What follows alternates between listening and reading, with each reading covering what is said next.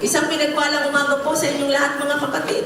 Huwag na po nating patagalin sa inyo po na nanonood. Please do like and share this message para mas marami po ang makinabang at higit sa lahat, mas marami po ang maligtas. Ready na po ba tayo sa biyaya ng Diyos? Pakitapik nga po ang inyong katabi. Pakicheck nga po. Huwag niyo naman batukan. Tapik lang. Oo nga eh. Dito sa una, parang may nagboboxing eh.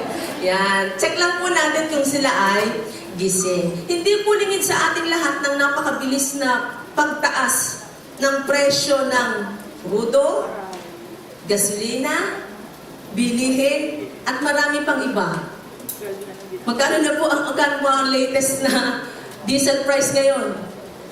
Yung nadaanan ko, 121 o 130 daw. Napakabilis po ng pagtaas, maging ang mga bilihin. Maging ang paglipas po ng araw ay napakabilis din. Dahil tayo po ngayon ay nasa huling linggo na ng buwan ng Marso. Sa isang araw nga po, pati araw, mahal na rin. Yan, kasi mahal na araw. Gayon pa man, sa atin po mga Kristiyano, sino po dito ang Kristiyano na? Praise God. Amen. Sa atin po mga Kristiyano, sabi nga doon sa kanta natin kanina, anuman ang maging panahon, anuman ang pagkakataon, anuman ang maging sitwasyon, mayroon tayong hindi nagbabagong posisyon sa harapan ng Diyos. Tayo ay pinagpala, tayo ay pinaburan, kumpleto at sa mabubuting bagay ay hindi magkukulang. Amen. Palakpakan nga po natin si Lord. Hallelujah. Thank you, Lord. Thank you, Lord. Sapagkat naniniwala tayo kay Kristo, tayo ay masaganang nabiyayaan. Yan po yung title natin mga kapatid. Kay Kristo tayo ay masaganang nabiyayaan. Tignan mo nga ng mata sa mata yung masaganang nabiyayaan dahil kay Kristo. Diga, ang ganda. Praise God. At pag narinig po natin yung salitang masagana, hindi po mawawala yung biyaya. Amen? Define nga po natin ano ba yung grace. Ito po alam na natin. Grace is God's unmerited favor, freely given and earned favor, love and kindness of God toward humanity. So sabi nga po natin, ang biyaya ay hindi nararapat na pabor. Ito yung pag-ibig, ito yung kabutihang loob ng Diyos na ibinigay sa tao ng libre. Walang hinihinging kapalit at hindi dahil sa ating mga gawa. Bakit tayo masaganang nabiyayaan mga kapatid? Ang title natin, masaganang nabiyayaan kay Kristo. Kasi nga po, pag pinag-usapan ang salitang biyaya, ang biyaya po ng Diyos hindi sakto lang. Ang biyaya ng Diyos hindi sapat lang. Ang biyaya ng Diyos hindi tama lang. Subalit ang biyaya ng Diyos ay palaging masagana, umaapaw, sobra-sobra, abot-abot, labis-labis. Amen mga kapatid, ano pong sabi sa 2 Corinthians chapter 9 verse 8? Magagawa ng Diyos na pasaganain kayo sa lahat ng bagay. Kaya nga sabi natin kanina, tayo ay nasa posisyon na tayo ay masaganang nabiyayaan kasi kaya ng Diyos. God is able. At higit pa sa inyong pangailangan upang sumagana kayo para sa mabubuting gawa. Hindi lamang tayo pinasasagana ng Diyos sa lahat ng ating mga pangailangan. Maging sa paggawa natin ng mabuti ay dulot pa rin ito ng masaganang biyaya ng Diyos. Amen mga kapatid. Sabi po sa Roma chapter 5 verse 17, sa pamamagitan ng pagsuway ng isang tao, naghari ang kamatayan. Ngunit sa pamamagitan din ng isang tao, si Jesucristo, ang mga taong pinagpala ng sagana at itinuring na matuwid ng Diyos ay ano? Maghahari sa buhay. Palakpakan nga po lahat ng mga naghahari sa buhay na ito ay kumalakpak ng malakas sa ating Diyos na buhay. Hallelujah! Bakit ka maghahari sa buhay na ito? Kasi masaganang ipinagkaloob ng Diyos ang kanyang biyaya. Ang sabi po sa Roma chapter 5 verse 20, nang magkaroon ng kautusan, dumami ang pagsuway. Ngunit sa pagdami naman ng mga pagsuway, ano nangyari? Ay lalong sumagana ang kagandahang loob ng Diyos. Kaya lagi po natin tatandaan, ang biyaya ay palagi masagana. At ang kasaganaan ng biyaya ay sa pamamagitan ni Kristo. Sa pamamagitan ni Kristo na naglagay sa atin ng posisyon o sa posisyon ng pagiging masaganang nabiyayaan. Amen mga kapatid, tayo po ay abundantly graced. Kaya ngayon pagka naglalagay tayo ng mga message, di ba lalagay natin, we are graced. Pero maganda po, we are abundantly graced. Amen mga kapatid, we are abundantly graced in Jesus. Bakit? Dahil kay Kristo, ano pong sabi ng Ephesians chapter 1 verse 6? Sabi po sa Ephesians chapter 1 verse 6, yun. To the praise of His glorious grace that He lavished on us in the beloved one. Tignan nyo kahit sa English, yung description ng biyaya ay lavish. Lavish. Lavish. Sabi po sa LSB version, ano pong ginamit dyan? To the praise of the glory of His grace which He graciously bestowed on us in the beloved. So, ibig sabihin yung masaganang biyaya ng Diyos ay ibinigay sa pamamagitan ni Kristo. Mula po sa New Living Translation. Ano po sabi dito sa New Living Translation? So, we praise God for the glorious grace He has poured out on us who belong to His dear Son. Ang isang bagay na hindi masagana, hindi mo naman ito kayang ibuhos. Kaya mo bang ibuhos ang patak-patak na tubig? Hindi. Pwede kang magbuhos ng tubig kasi masagana o marami yung tubig. Ang sabi ng Romans chapter 8 verse 32, ito po paboritong verse natin. He who did not spare His own Son but gave Him up for us all, how will He not also along with whom? With Him, with Jesus, graciously give us all things. Palakpakan nga po natin si Lord. Hallelujah. Masagana sa lahat ng bagay sa pamamagitan ni Kristo. Isa pa, sabi sa Ephesians chapter 1 verse 3, ito'y alam na rin ng marami sa atin. Blessed be to the God and Father of our Lord Jesus Christ, who has blessed us in Christ with every spiritual blessing in the heavenly places. Ang labis-labis, ang masagana, ang nag-uumapaw, ang ibinuhos sa kagandaang loob ng Diyos ay ibinigay sa atin sa pamamagitan ng minamahal niyang anak. Kaya't once na nakay Kristo ka na, sino po dito ang nakay Kristo na? Ang lahat ng pabor, ang lahat ng pagpapala, ang lahat ng probisyon ay masaganang ibinigay ng Diyos. Bakit? God is the source of all spiritual blessing. At lahat ng mga mananampalataya ay nagtataglay. Sabihin nga po natin, nagtataglay. Nagtataglay ng lahat ng mga pagpapalang ipinagkaloob ng Diyos sa pamamagitan ng ating Panginoon Jesus. Ayan mga kapatid, ang origin po ng blessing na ito ay spiritual.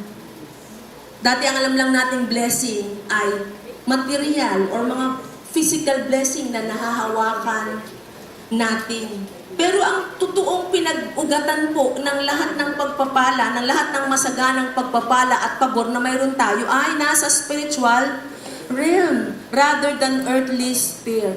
Inilagay ka kay Kristo. Sino po dito mga inilagay kay Kristo? Kaya nga lahat ng binasa natin kanina, in Christ. Inilagay ka kay Kristo. Bakit? Si Kristo kasi yung key location ng lahat ng pagpapalang ito. At once na ikaw ay na kay Kristo, ibig sabihin, ikaw na nakipag-isa kay Kristo, lahat ng pagpapala at pabor at provision na ito ay available na para sa iyo at para sa akin. Palakpakan natin si Jesus. Hallelujah. Thank you, Lord. Lahat ng sumampalataya kay Kristo sa tinapos niyang gawa, ang lahat ng pagpapala at pabor na ipinangako ng Diyos sa pamamagitan ni Kristo ay ibinigay na para sa iyo at para sa akin. Kaya nga po, pansinin niyo po ngayon, pag nananalangin tayo, hindi na po tayo nagmamakaawa kay Lord. Please, Lord, ibaba mo naman yung presyo ng gasolina at saka ng krudo. Di po ba, hindi na tayo doon tingin, doon tayo nakatingin sa Diyos na hindi nagkukulang sapagkat ang kanyang supply ay mula sa kanyang kayamanang hindi mauubos. Amen mga kapatid. Hallelujah. Sa umaga ito mga kapatid, kay Kristo, masaganang nabiyayaan tayo, Roman numeral number 1, ng pagpapatawad na kumpleto at penal. Final. Pag sinabi mo bang final, may kasunod pa? Ay wala na. Nung isang araw po ay natalo ang Hinebra, lamang na ng 6, natalo pa. Ilang segundo na lang. Ay nung tumunog ang huling buzzer, ay talo ang Hinebra. Wala na silang magagawa. Kay Kristo tayo po ay masaganang nabiyayaan ng pagpapatawad na kumpleto at penal. Ano pong sabi sa Efeso chapter 1, verse 7 to 8? Tinubos tayo ni Kristo sa pamamagitan ng kanyang dugo at pinatawad ang ating mga kasalanan. Tignan niyo po, ganun kasagana ang kanyang kagandahang loob na ibinuhos niya sa atin. Tayo po ay napatawad hindi dahil tayo ay humingi ng tawad sa Diyos. Tayo po ay napatawad dahil ang dugo ni Kristo ay masaganang nabubok doon sa krus ng Kalbaryo. Kaya yung pagpapatawad na natanggap po natin ay pagpapatawad na hindi patak-patak at hindi rin pagpapatawad na tingi-tingi. Kasi ang bumuhos pong dugo doon ni Kristo ay hindi naman patak-patak at hindi tingi-tingi. Amen mga kapatid, sabi po sa Colossians chapter 2, verse 13 to 14, you were dead because of your sins and because your sinful nature was not yet cut away. Then God made you alive with Christ, for He forgave how many sins? Mahina po ang inyong sagot.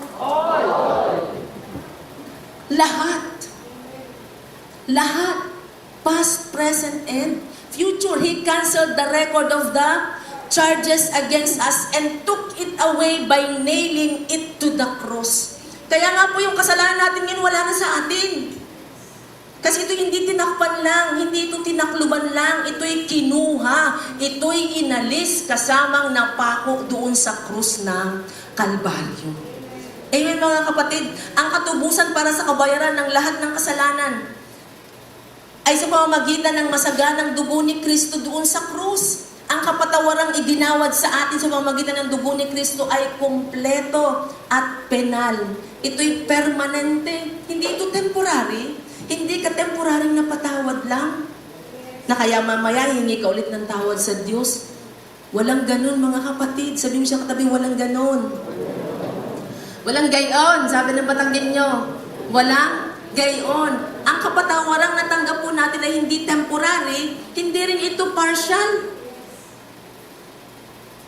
Na parang utang, paunang bayad, paunang pagpapatawad, partial forgiveness. Wala pong ganun mga kapatid. Hindi ito partial but fully accomplished through Jesus' work. Palakpakan nga po natin si Lord. Sabi ko nga po kanina kasi ang dugong dumanak doon sa krus ay hindi naman patak-patak, hindi ito tingi-tingi, kaya't hindi rin tayo pinatawad ng tingi-tingi at patak-patak. Tayo ay pinatawad ng one time, big time, dahil sa dugo ni Kristo. Palakpakan nga po natin si Jesus. Hallelujah! Thank you Lord. Ang kapatawarang ito'y biyaya dahil hindi naman tayo nagmakaawa sa Diyos. Naglupasay ka ba sa Diyos? Sa totoo lang, kahit nga lumakad ka ng paluhod simula lawas, papunta sa alanginan. Gasgas ang tuhod mo nun, pudpud dahil kaya ka lumakad ng paluhod kasi mahal ang diesel. Hindi po yun ang kaparaanan ng kapatawaran. Tandaan po natin, ang kapatawaran ay biyaya. At dahil ito ay biyaya, ito ay masagana. Dahil ito ay masagana, pinatawad ka sa kasalanan mo in the past, in the present, and in the future. Amen mga kapatid, hindi mo ito pinagtrabahuhan, ito ay regalo base sa masaganang biyaya ng Diyos. Hindi dahil pinagsikapan natin. Tandaan po natin, sabi ko nga kanina, ang kasalanan ay hindi lamang tinakpan, kundi ito ay inalis, kinuha, binura, washed out by the blood of the Lamb. Sabi nga mo natin, thank you Jesus. Tandaan po natin, at lagi po natin itinuturo that forgiveness is a finished work. Forgiveness is a finished work. Ang kapatawaran ay ganap na natapos na. Yan po ang magandang balita. Ang kapatawaran ay ganap na natapos na because Jesus' sacrifice is a one-time complete payment for all time. Ano po sabi sa Hebrews chapter 9 verse 12? With His own blood, not the blood of goats and calves. Hindi po kasi tumatalab yun.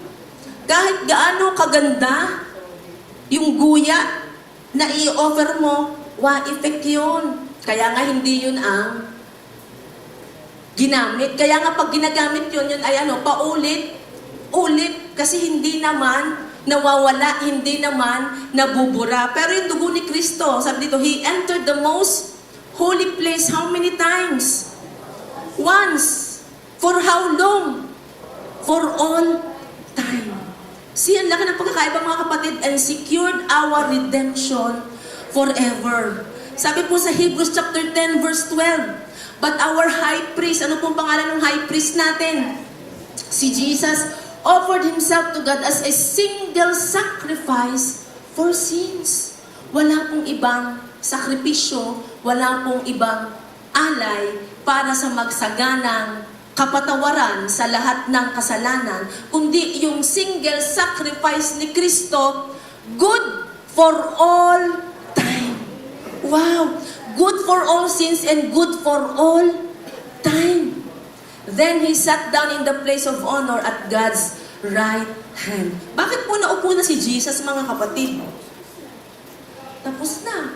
Wala nang gagawin. Wala nang gagawin sa ipagpapatawad pa ng lahat ng kasalanan kasi sapat na para sa lahat ng panahon yung sakripisyo ni Kristo. Ang kapatawaran ay final. Hindi ito pabago-bago. Mga kapatid, tatandaan po natin yan. Dahil final ang kapatawaran, hindi ito pabago-bago at hindi rin ito nakabase sa anuman ang ating ginagawa. Once na pinatawad ka ng Diyos, pinatawad ka ng Diyos ng lubusan at magpakailan-kailan paman. Amen. Hallelujah. Thank you, Lord. Thank you, Lord. Ano pong sabi sa Isaiah 43 verse 25? Sabi ni Lord, yes, I am He who blots out your transgressions for my own sake and remembers your sins no more. Tandaan po natin, ang forgiveness po ay masaganang ibinigay sa atin ng Diyos. At the same time, ang forgiveness po ay choice ng Diyos. Ang pagpapatawad po ay desisyon ng Diyos. Desisyon ng Diyos na ikaw ay patawarin. At dahil ito ay desisyon ng Diyos na ikaw ay patawarin, wala na itong bawian.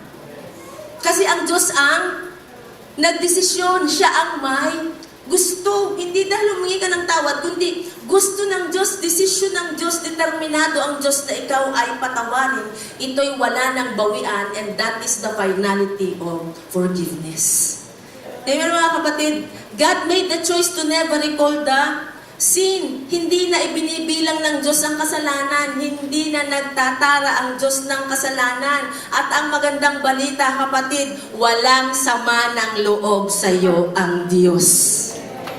Amen, mga kapatid, wala na siyang sama ng loob sa iyo. Hindi ko po sinabi, hindi ko kayo ini-encourage na kayo ay magkasala. Hindi ko rin po sinasabi na it's alright to sin.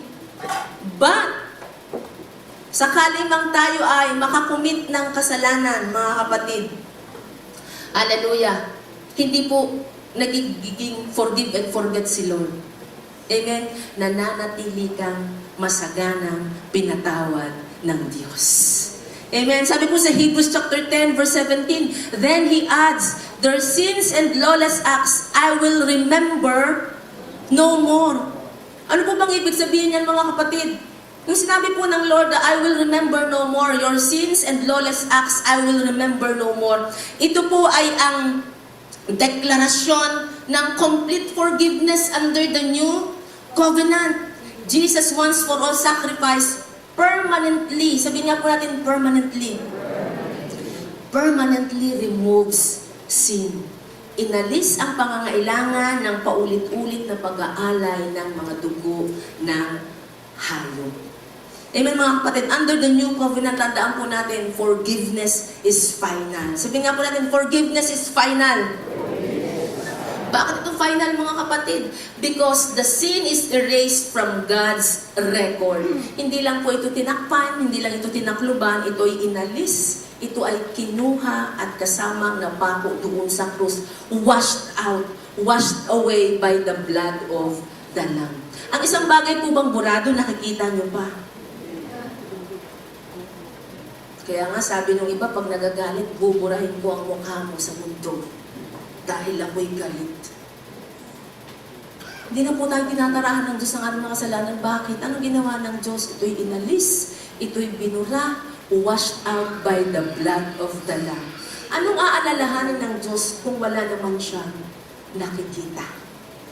Mga kapatid, walang aalalahanin si Lord kasi wala na siyang nakikita. Sabi nga po dun sa Micah, di ba? Ang kasalanan natin ay itinapon ng Diyos sa pusod ng dagat, sa kailaliman ng dagat. Bakit ito ginawa ng Diyos? Itinapon sa kailaliman ng dagat. Ginawa ito ng Diyos upang tiyakin na wala, na ito ay permanently gone. Wala nang balikan.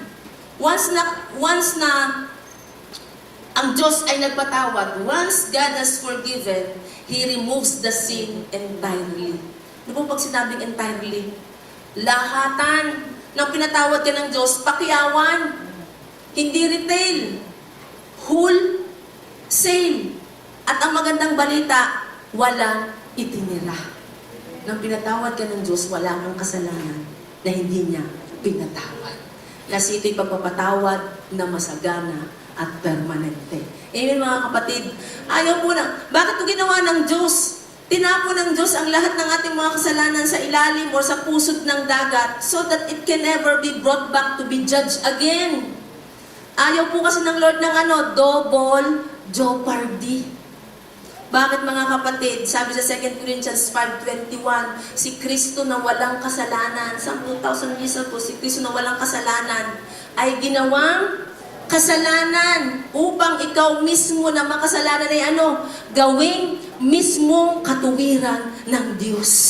Amen. Palakpakan nga po natin si Jesus. Hallelujah. Ang lahat ng kasalanan mo at lahat ng kasalanan ko ay nahatulan na doon sa duguang katawan ni Kristo 2,000 taon na ang nakaraan. Amen, mga kapatid.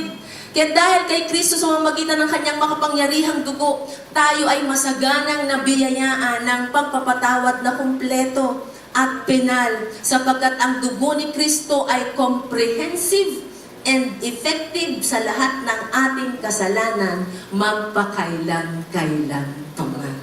Palakpakan nga po natin si Lord. Hallelujah. Thank you, Lord. Ang magandang balita, wala ka ng utang at wala ka ng atraso sa Diyos. Zero record. Yan po ang magandang balita. Di po ba kapag nakakabayad sa utang yung iba? Ano po bang itsura ng mga nakakabayad sa utang? Halimbawa, nag-car loan ka. Masaya. Tingnan mo nga po yung mga mukha ng masaya dahil wala na silang utang sa Diyos. Binayaran at binura ng dugo ang katawan ni Kristo. Dapat nga po nagtatatalon pa tayo. Dahil wala na tayo utang at atraso sa Diyos na kahit anong gawin natin at magpatambling-tambling tayo, hindi natin mababayaran. Subalit salamat sa makapangyarihang dugo ni Kristo na dumanak doon sa krus 2,000 taon ang nakaraan. Binura, inalis, washed out ang lahat ng ating mga kasalanan. Hallelujah! Praise God! Punta po tayo sa Roman numeral number 2. Kay Kristo, masaganang nabiyayaan tayo, hindi naman ang pagpapatawad na kumpleto at pinal, kundi nabiyayaan din tayo ng pagmamahal na permanente at walang kondisyon. Yan naman ang masarap sa pag-ibig ng Diyos. Walang hinihinging kapalit, kaya nga ito ay biyaya. Kung bakit tayo nabiyayaan kay Kristo, ay dahil sa napakadakilang pag-ibig ng Diyos na hindi nagbabago at walang kondisyon. Kung ilalarawan po natin ang pag-ibig ng Diyos, God's love is everlasting. God's love is unconditional. And God's love is sacrificial, demonstrated through our Lord Jesus Christ. Kaya nga po ang Bible, tad-tad ng mga patutuo. Sino po dito nagbabasa ng Biblia? Nagbubuklat pa po ba tayo ng Bible? Praise God. Pagkain po natin yun araw-araw, yung salita ng Diyos. Ang Biblia po ay tadtad, punong-puno ng mga patutuo at ng mga katunayan ng permanente at walang kondisyong pag-ibig ng Diyos. Ano sabi sa John 3:16? Ito po yung familiar na tayo. For God so loved the world. Tignan niyo po, may diin. Kasi hindi ka lang mahal ng Diyos. Ikaw ay ano? Mahal na mahal na mahal ng Diyos. Amen mga kapatid. Sabi sa Romans chapter 5 verse 8, but God demonstrated His own love for us in this, while we were still sinners, Christ died for us. Wow, na-imagine po ba natin ito mga kapatid? Ikaw na wala namang maganda sa'yo.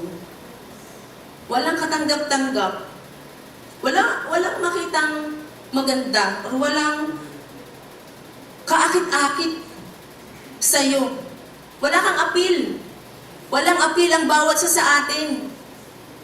Wala namang makikitang maganda si Lord sa'yo at sa akin.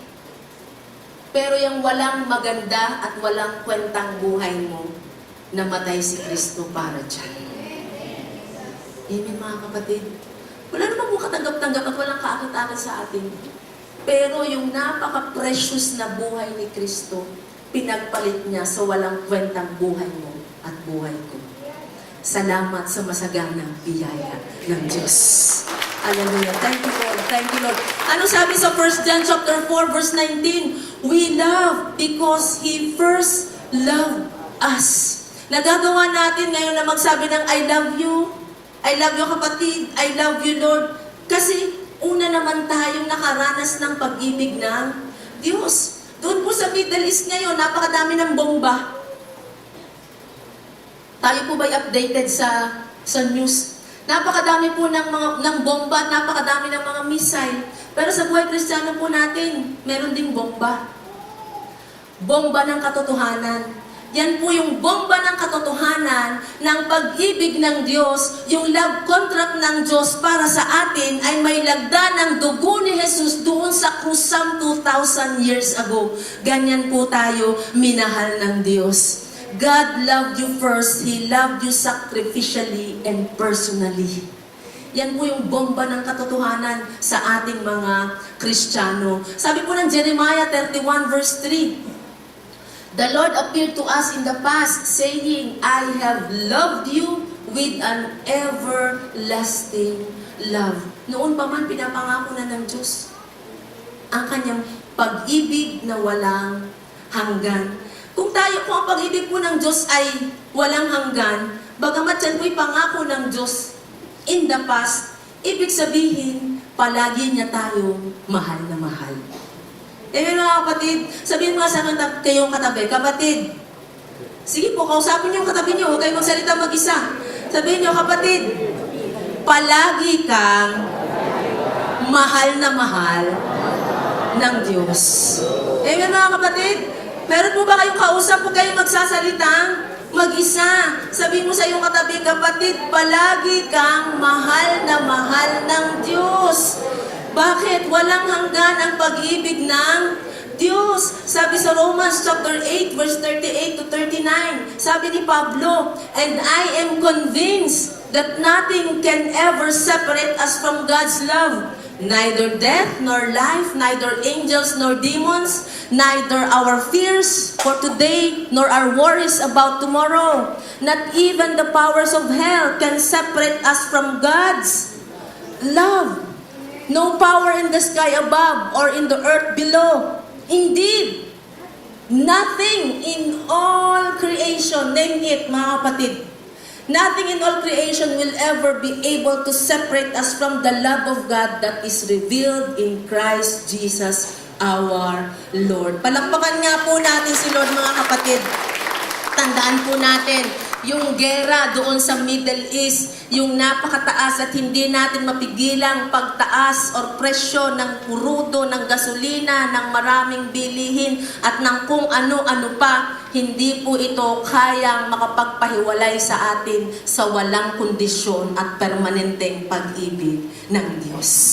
Amen mga kapatid, sabi po sa Ephesians chapter 2 verse 4 to 5, but because of His great love for us. Kanina sabi dun sa John 3:16, for God so loved the world. Dito naman, but because of His great love for us, who is rich in mercy, God who is rich in mercy, made us alive with Christ, even when we were dead in transgressions. It is by grace you have been saved. Tayo po ay niligtas ng Diyos sa pamamagitan ng Kanyang biyaya. At tayo din po ay nakakaraos. Sabi nga nila, makakaraos din tayo. Hindi nga lang po nakakaraos eh.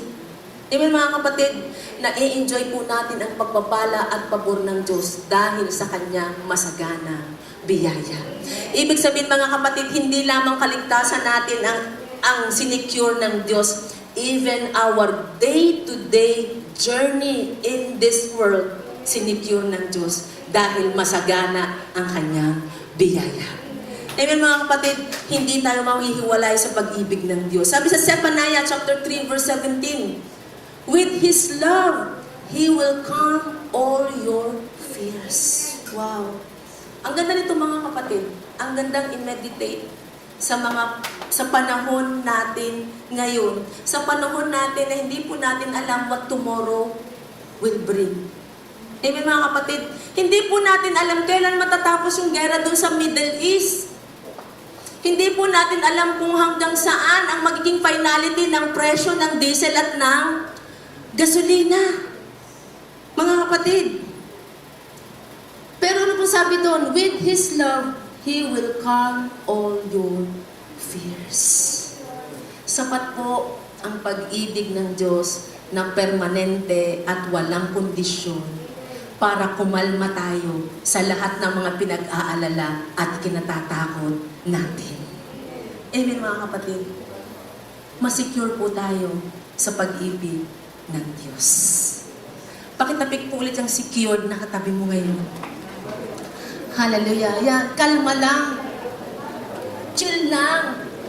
Pag mamaya, pag tayo ay nagpakarga ng diesel or ng gas at tumasa naman ang presyo, kalma ka lang. Pag nagpakarga ng diesel, si Brother Raymond, kalma lang siya. Kasi Sister Lorna magbabayad. Kalma lang, tama mga kapatid. Kasi yung pag-ibig ng Diyos, nagpapakalma yan sa iyo at sa akin. Ang pag-ibig ng Diyos ay nag-aalis ng anumang ating takot. Sabi nga sa 1 John chapter 4 verse 18, perfect love drives out fear or drives away all fears. Amen mga kapatid. Sabihin mo nga rin sa iyong katabi kapatid. Sige po. Sige kapatid, sabihin mo, makipag-usap ka. Ikaw ay mahal na mahal ng Diyos. Amen? Minsan po marami nalulungkot sa atin, lalo na yung mga babae. Nalulungkot kasi hindi nabigyan ng bulaklak at chocolate nung Valentine's Day. Nung birthday, hindi nabati. Kalma ka lang kapatid. Nung anniversary, wala man lang happy anniversary. Kalma ka lang. Bakit? Mahal na mahal ka ng Diyos. Amen? Thank you, Lord. Sabi po sa 1 John chapter 3, verse 1, see, itong ganda din. So love, great love. Ito, how very much our fathers loves us. Wow. Mahal na mahal. For He calls us His children. And that is what we are. Ikaw ay anak ng Diyos. Kaya nga kung pipili ka ng title, marami pong tao ngayon gusto-gusto ng title, yung pagkatapos ng pangalan nila, yung buong letra ng alphabet, nakadugtong sa kanilang pangalan. Pero alam mo ba, dahil na kay Kristo ka, you have the best title at ikaw ay anak ng Diyos. Palakpakan po natin si Jesus. Ikaw ay anak ng Diyos, tayo ay mga anak ng Diyos. At ito hindi maaaring baguhin ng anumang ating ginagawa. Hindi tayo pwedeng i-unchild ng Diyos.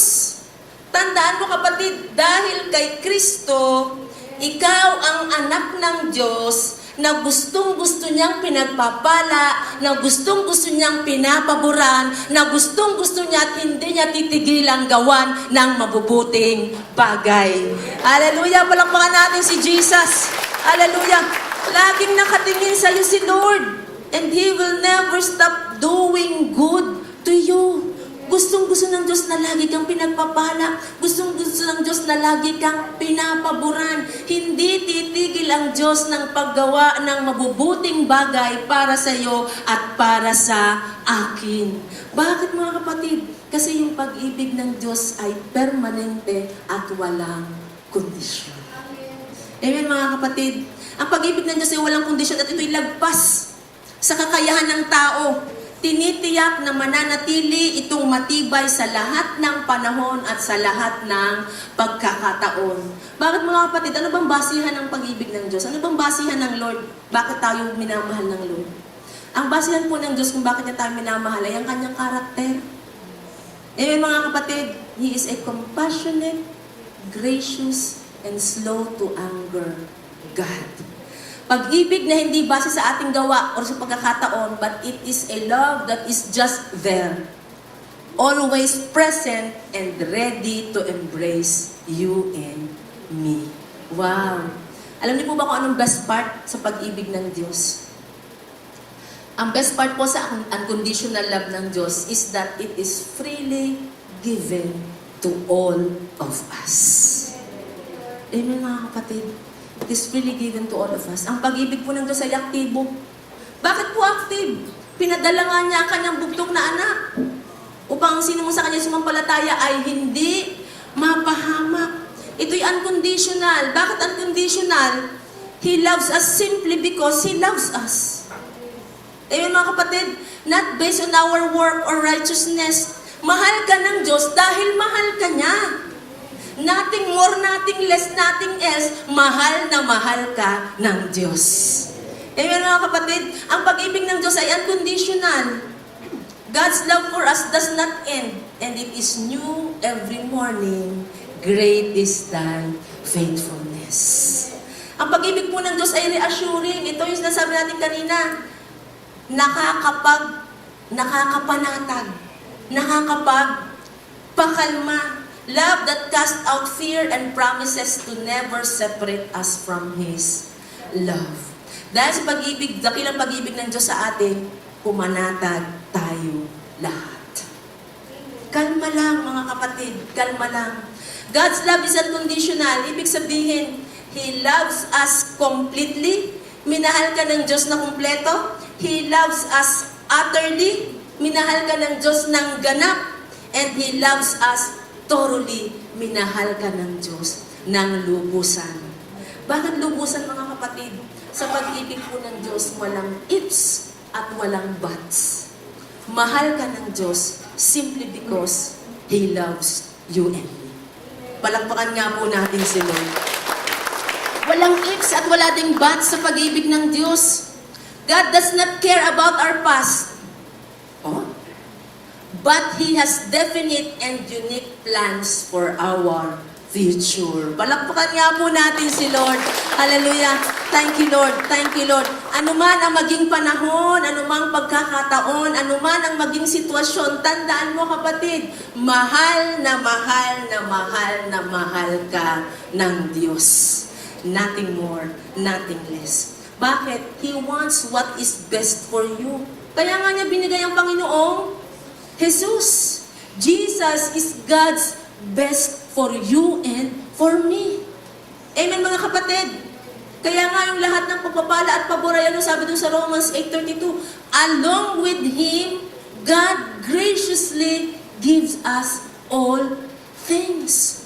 Kaya't pumayapa tayo sa kabila ng hindi pa humuhubang gera, sa kabila ng napakataas na presyo ng bilihin, sa kabila ng napakarami nating mga pangangailangan at marami nating mga alalahanin at mga overwhelming circumstances, pumayapa tayo dahil sa pag-ibig ng Diyos na permanente at walang kondisyon. Amen mga kapatid, mag-recap nga po tayo mga kapatid, kay Kristo masaganang nabiyayaan tayo ng pagpapatawad na kumpleto at penal. Pangalawa, ng pagmamahal na permanente at walang kondisyon. Pangatlo, tayo masaganang nabiyayaan ng pakikipag-isang di masisira at walang hanggan. Marami pong Kristiyano, nauunawaan po nila yung pakikipag-isa nila kay Kristo, pero halfway lang. Bakit po halfway lang? Marami pong naniniwala na, oo, sigurado, God is with us. Pero pag nagkamali ako, parang nawawala si Lord. Oo, sigurado, God is with us, pero kung minsan hindi. Kung minsan wala. He comes and He goes. Totoo po yan mga kapatid. In the Old Testament. Di po ba? Ang banal na spirito ay dumarating at certain people at certain times. Pero, noon po yan. Sabi mo siya katabi, noon yon. Yan. Ito ngayon. Sabi ng John chapter 14 verse 16 to 17. And I will ask the Father, and He will give you another advocate to help you and be with you for how long? Mahina po ang inyong sugod. Forever. So, ibig sabihin, iiwanan ka ba ng presensya ng Diyos? Hindi na. Ang banal na spirito ay nasa iyo at nananatili sa iyo. God made you and me His home. Ikaw ay tahanan ng Diyos. Kaya mga po, hindi po natin sinasabi na ito yung tahanan ng Diyos. Ito po ay building. Ang tahanan ng Diyos ay ang katabi mo sa kanan, sa kaliwa, sa harap at sa likod. Home. God made us His home. Hindi ka motel room. Hindi ka motel room, but you are, ito pakinggan mo kapatid, you are a walking, talking, living, breathing temple of the Holy Spirit. Yan po sabi ng 1 Corinthians 6:19. Hindi siya umaalis sa iyo, not going anywhere. Kahit pa nga kapag nagkakamali ka o nagkakasala, nasa iyo pa din ang banal na spirito. Hindi ka iniiwan sa ere. Klaruhin lang natin, hindi ko po kayo ini-encourage. Kasama ko naman pala si Lord, gagawa na lang ako ng kasalanan. Hindi naman pala ko iiwan ni Lord kahit gumawa ako ng kasalanan. Walang ganon, mga kapatid. Ang sinasabi po natin, hindi po naaapektuhan ng mga bagay na ginagawa natin ang pagsama sa atin ng presensya ng Diyos. Hindi ito nagbabago. Yung pag-ibig ni Kristo at pakikipag-isa mo sa Kanya is stronger than any sin. Sa ilalim ng lumang tipan, yung pagkakasala, yun ang pinakamabilis na paraan para mahiwalay from God's people. Di ganun, pagka nga may mga sakit na nakakahawa, di ka hindi sila pwedeng lumapit. Nung minsan nga, nakita ng mga Hudyo na si Kristo ay nakikisalo sa pagkain sa mga hintil. Binash nila. Di ka mga kapatid? Sa ilalim ng lumang tipan, yung pagkakasala, ang pinakamabilis na paraan upang mawalay from the people of God. Kaya nga ito sabi ni Jesus, sabi sa Matthew chapter 5, verse 29 to 30. Kung ang kanang mata mo ay nagiging sanhi ng iyong pagkakasala, tukitin mo ito at itapon. Ay, wala nang mata. Mabuti pang mawalan ka ng isang bahagi ng iyong katawan kesa ang buo mong katawan ang itapon sa impyerno. Kung ang iyong kanang kamay naman ay nagiging sanhi ng iyong pagkakasala, putulin mo ito at itapon. Mabuti pang mawalan ka ng isang bahagi ng iyong katawan kesa ang buo mong katawan ang itapon sa impyerno. Pero mga kapatid, wag po natin itong unawain at basahin ng literal. Hindi po ito literal, mga kapatid, na puputulin or aalisin yung body parts kapag nagkasala. Yan po ay hyperbolic language. Yung pong hyperbole na figures of speech na pinag-aralan natin nung tayo ay nag-aaral pa at mga nag-aaral ngayon. Yan po ay figures of speech, hyperbole.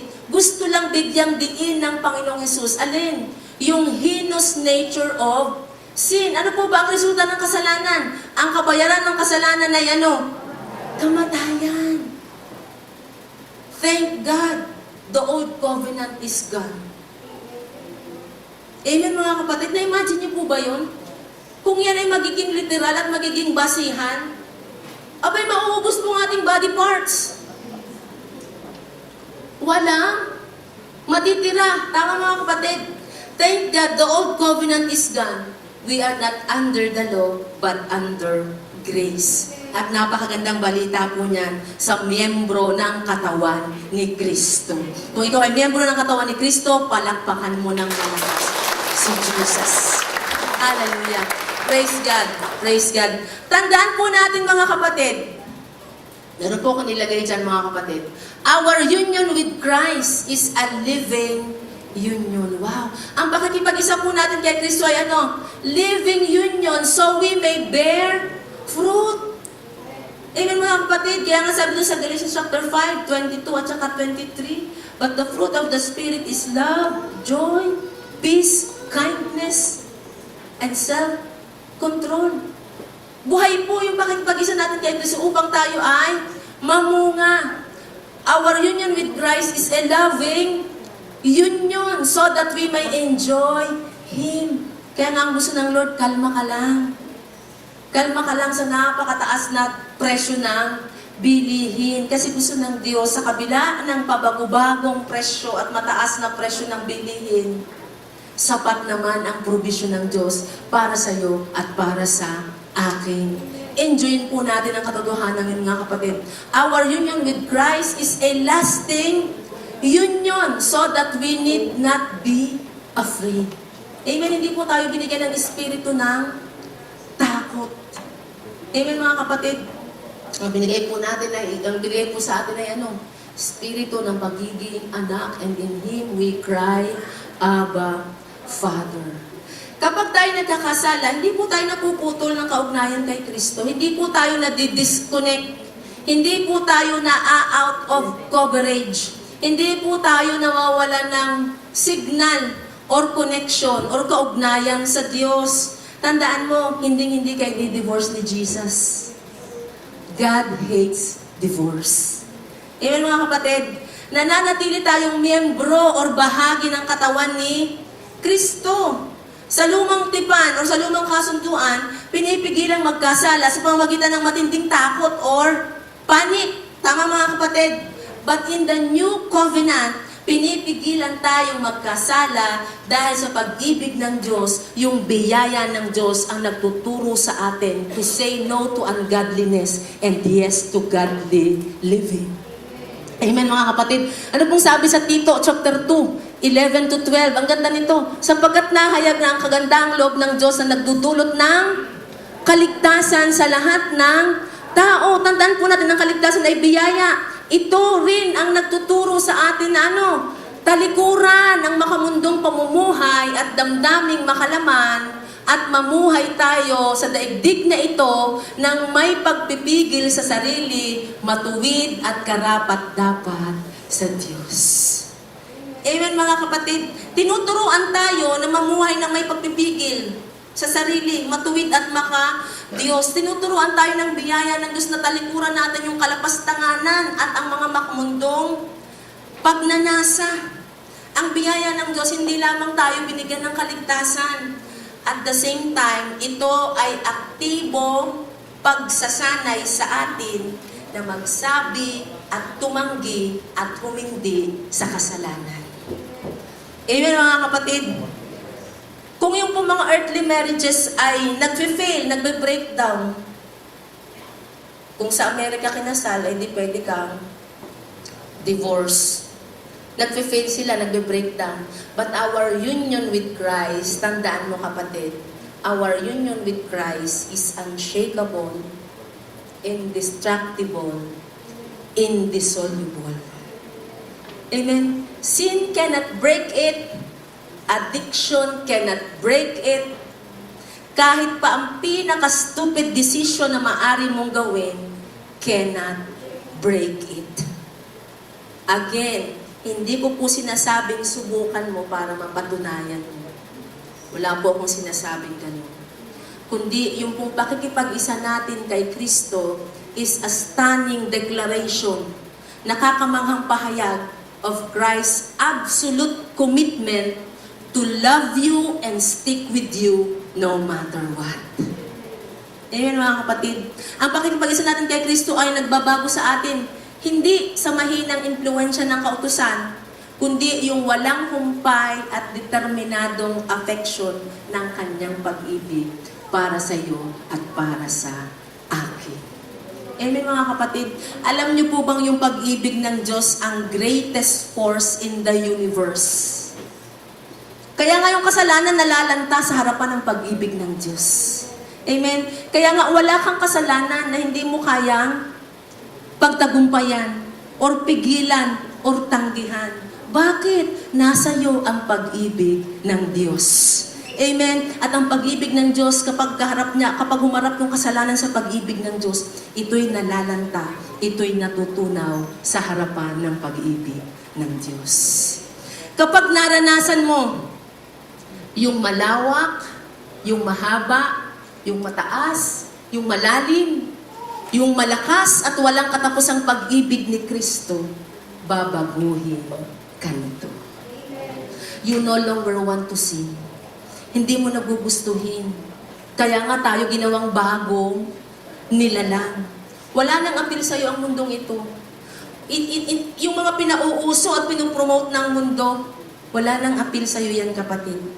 Sapagkat nakasumpong ka ng pag-ibig na totoo, permanente, at walang kondisyon.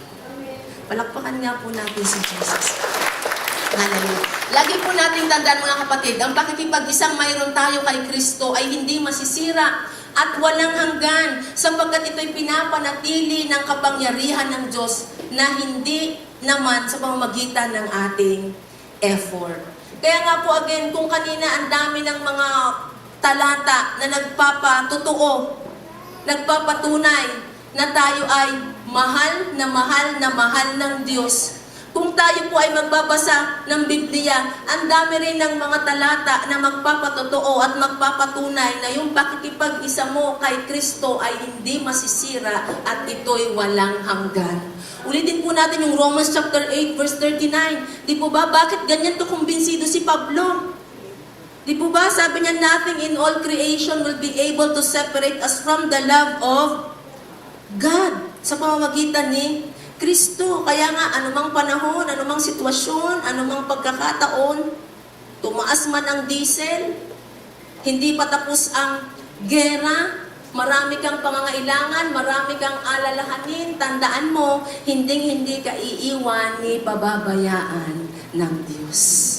Kasama natin ang Diyos. Sabi po ng John chapter 10, verse 28 to 29, I give them, sabi ni Jesus, I give them eternal life and they shall never perish. No one will snatch them out of my hand. My Father who has given them to me is greater than all. No one can snatch them out of my Father's hand. Mga kapatid, tinitiyak po ni Kristo, ang sino mang na kay Kristo ay hindi maaagaw sa makapangyarihang kamay ni Kristo at sa kamay ng lumikha ng langit at lupa. Amen. Palakpakan po natin si Lord. Hallelujah. Tinitiyak sa iyo ni Kristo na hindi kanya iwawala. Tinatakan pa nga tayo at sinalyuhan ng banal na Espiritu upang palatandaan na tayo ay pagmamay-ari ng Diyos. So kung ikaw ay pagmamay-ari ng Diyos, walang ibang pwedeng mag-claim sa iyo.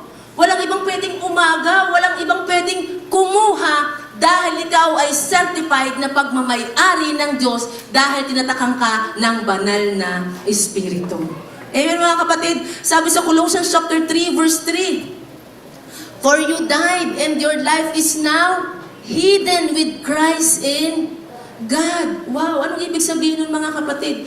Ang buhay daw po natin ay nakatago or nakapaloob kay Kristo. Ibig sabihin, mayroon tayong supreme security kay Kristo. Wow, mga kapatid, tandaan po natin, ang buhay natin ay iniingatan ng tunay na supremo. Jesus ang kanyang pangalan.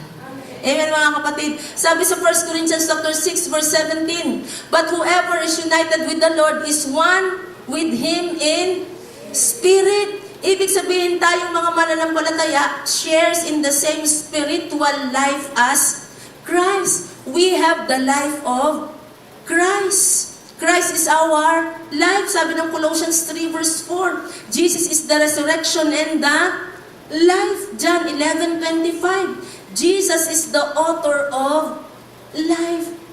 Paano ka mawawalaan ng buhay kung yung pinanggagalingan ng buhay ay nasa iyo at mismo nakatira sa iyo? Imposible. Galatians chapter 2 verse 20, "I have been so crucified with Christ and I no longer live, but Christ lives in me. The life I now live in the body, I live by faith in the Son of God who loved me and gave Himself for me." Taas nga po ang kamay dito ng mga pinananahanan ni Kristo. Amen. Pinananahanan ka ni Kristo, ito ay patunay lamang kapatid ng isang mystical, intimate, and substituted nature of the union. Meron tayong pakikipag-isa na hindi masisira at ito'y walang hanggan. Last, ang sabi ng Hebrews chapter 7 verse 16, "One who has become a priest not on the basis of a regulation as to his ancestry, but on the basis of the power of an indestructible life." Ano po pag sinabing indestructible? Ito ay ano? Indestructible. Hindi masisira. It cannot be broken. Tama mga kapatid? Bakit? Eternal kasi yung pagka-priesthood ni Jesus.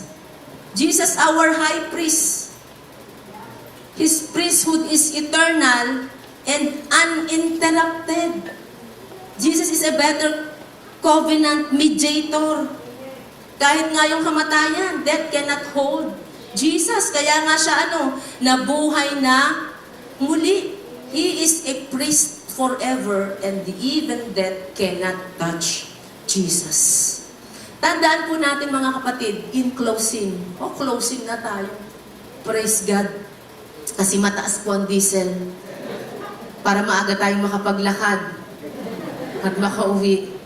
In closing mga kapatid, kung si Kristo po, yung high priest natin ay priest forever, and He has the power of an indestructible life, ibig sabihin, walang panahon ng buhay natin na ang mga panalangin natin ay hindi naririnig. Because Jesus lives forever and He intercedes for you and for me. Amen? He is able to save us completely from the guttermost to the uttermost. Yun po ang sabi ng Hebrews 7:25. Walang panahon sa buhay natin na hindi tayo ligtas. Because Jesus is able to save you and me completely. Kaya nga sa ating pagtatapos mga kapatid, ang pakikipag-isang mayroon tayo kay Kristo ay hindi masisira. Hindi ito masisira ng napakaraming problema dito sa mundo. Hindi ito masisira ng napakaraming problema ng buong mundo. Hindi rin ito masisira ng napakagulong politika natin dito sa ating bansa. Minsan nakakalungkot ng mga kapatid. May gera sa Middle East, ang taas ng presyo ng lahat ng bilihin. Pero may mga politiko tayo na inaatupag ay impeachment. Pero tayo malungkot mga kapatid, huwag tayong pakinaan ng loob. Tandaan po natin, yung pakikipag-isa na mayroon tayo kay Kristo, hindi masisira ng napakaraming problema, ng magulong politika dito sa ating bansa, ng napakabilis at patuloy na pagtaas ng langis, ng gera sa Middle East, ng napakarami nating alalahanin, isipin, problema, overwhelming circumstances. mga pangangailangan, maging kasalanan man, kamatayan, or buhay, or ano pa man. Lahat ng ito ay hindi dahilan ng pagkasira o hindi ito magiging dahilan upang ang pakikipag-isa na mayroon tayo kay Kristo ay masira. Amen mga kapatid, sapagkat ang pakikipag-isang ito ay walang hanggan. When we unite with Christ, we receive life.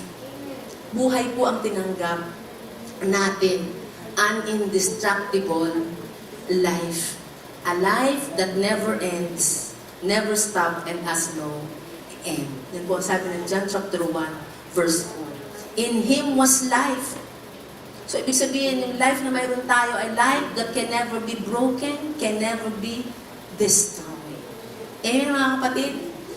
Maraming salamat talaga sa masaganang biyaya ng Diyos. Palakpakan nga po ulit natin si Lord. Maraming salamat talaga, Panginoon, sa walang humpay, sa walang ubos at walang tapos sa biyaya mo hindi napapatid sa buhay ng bawat isa sa amin na ipinagkaloob sa atin dahil kay Kristo. Pakisabi nga po sa inyong katabi, congratulations, kapatid. Hallelujah. Ito po ang iuwi natin ngayon mga kapatid sa ating pong pagtatapos, iuwi po natin. Ito po yung ating takeaway. Sabay-sabay nga po nating basahin. 1, 2, 3, go!